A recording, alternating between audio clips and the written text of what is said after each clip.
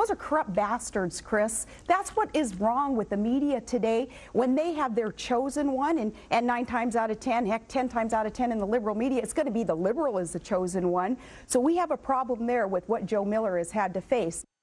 All right, with us now, former governor of Alaska, current Fox News analyst, Sarah Palin.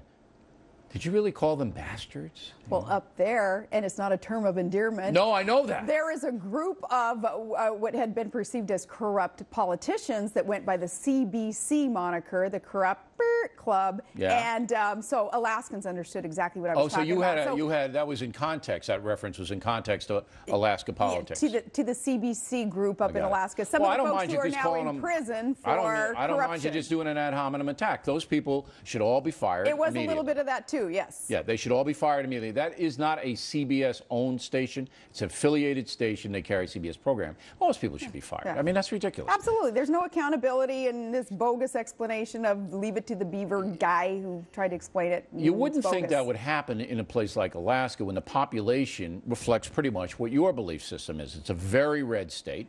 It is very conservative, but the media is liberal in Alaska. Absolutely, very, very liberal, very biased, and you know, I hate to see somebody else go through what Todd and I and my administration, what we had gone through, and what we continue to go through in Alaska with the local media, but there's light shed now via this tape that Joe Miller was suffering. There's no doubt what they were doing. There is light shed on what other people go through up there. Trying to trump up something against Miller. Yeah, okay. Yeah, bad. Do you believe that this vote tomorrow is a referendum against liberalism? Do you think that Americans are rebelling against liberalism? Absolutely. Americans are going to say tomorrow, enough is enough, and let's get some common sense solutions in there, turn things around. So it's an anti-liberal vote rather than a pro-anything else vote. It is an anti-big government overreach vote, and it is a let's get back to common sense vote. So, yeah. Okay, because that's what liberalism is, big government and let the government control. Yeah. Now, can you be too far right as a candidate? Some of the candidates that you backed aren't going to win because they're perceived as being too far out there to the right. Christine O'Donnell. And if she doesn't win, I'm still very happy to have thrown at least my name in an endorsement towards Christine, as opposed to her opponent in the primary, and then, of course, in the general. But he would have won. Not necessarily. Nobody guarantees that. So, no, you know, I don't was, believe that premise He was way at all. ahead in the poll. Well, I'll tell you I don't believe. But here's the difference. Okay, he's for cap and tax, wishy-washy on Obamacare. Certainly not. He's not a conservative guy. So why in the world would I go along to get along like a lot of the rhinos do and just say yes to somebody who would cast liberal votes anyway once they got there? And rhinos are Republicans in name only. Obama, Pelosi, and Reid. Okay, but Rove would say and has said publicly, look, he may not be your favorite guy, but this guy probably could have beaten Coons, and that would have thrown the Senate into Republican hands, which would further diminish President Obama's power. Yeah, and that kind of thinking of just embracing the status quo, oh, guys, that maybe could have been a safe bet and could have won anyway, that status quo, that is the mess that we're in. So you would rather not have control of the Senate and have ideological purity than at least give a couple of guys who you're not too crazy about, but have the honor. Show me the polls or show me any numbers that guarantee that the Republican would have won anyway. No, well, but he was way ahead. What's his name? The skinny guy, the old guy?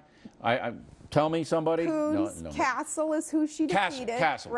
Thank you. You're smarter than everybody upstairs. Darn right. They're all going like this. What are you doing? Okay. What is he talking about? Yeah. Castle. Okay. Can you be too far right in this country? At this point in time, with the State of the Union, no, any of that far right ideological bent that somebody would have is going to balance out the extreme far left liberal policies that are being adopted. This government takeover of our private sector. So you can't. Heck, more power to the far right. Palladino is running for governor here. You know him? I never met him, but I know that. Okay, but he's pretty far right out there.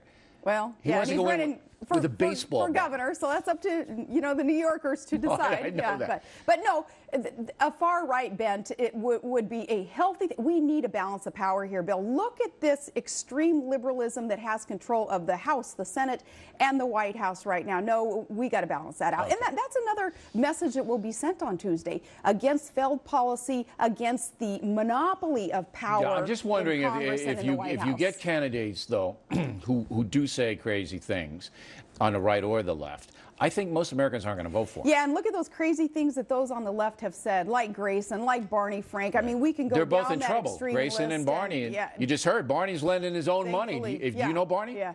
I spoke with him, yes. At you try to get a loan from Barney. It was Go ahead, funny, try. too. So we had an event where Barney Frank was the Democrat or the liberal speaker, and as opposed to me on the right as the speaker. And I got up there at the podium and I said, you know what's odd about this is I'm perceived as the controversial one, and he's the mainstream one. Only in. Yeah. Well, they're both in trouble. Now, out in the most intriguing race to me of all of them is Sharon Angle versus Harry Reid. Absolutely. Okay. Absolutely. Now, you threw in with Angle fairly early, Sure. right? Yeah. What is it about her that you like other than the ideological purity? Is there anything else? She not only has a good resume where she served honorably in her own legislature there, so she has a good political record. And that is a point right there, is she has a record. We know where she's going to be on positions, on policies, on issues, because she's voted for those in the past. But she also has a vision for America that is what we need right now. Yeah, coincides with your vision. It is. So that's why I chose her. How good bad record is Reid? and good mission. How bad is Reid? Reid he's part of the problem, and he would just perpetuate more of the problem. He believes that government is the answer. Okay, so it's as simple as that. It's basically it's as simple as that, and he's got the record to prove it. We've learned because of Obama now, don't vote for anybody when you don't know their record or when they don't have a record. You have to know what it is that they would stand for. Now, you've been teasing people with the presidential thing. You're doing that. If nobody else wants to run, I'll run, that kind of thing. Yeah, funny that's perceived as tease when it's an honest answer. I don't know if I'm going to run or not. Okay, but it's possible. It's possible. It's possible. So if don't you feel run, teased. will you give me an interview? Can I continue to interview if you run? Well, of course. Okay. Now I have it. Yeah. Now I have it on videotape. Well, that would be interesting if you run. That would be really interesting. It would be very interesting, right. I'm sure, because there is that curiosity factor that never seems to diminish. And they can't say anything worse about you, That's the thing. Right. It would be a freeing, unconventional, very independent They've already taken run every shot they can take. You would think so. I mean, they still question whose kid is that kid? Is it really my kid? And, yeah, so it's never ending, but it would be. Well, Governor, we're going to keep a close eye on it, and we really appreciate you coming in tonight. Of course. Thank you very much. Thank you.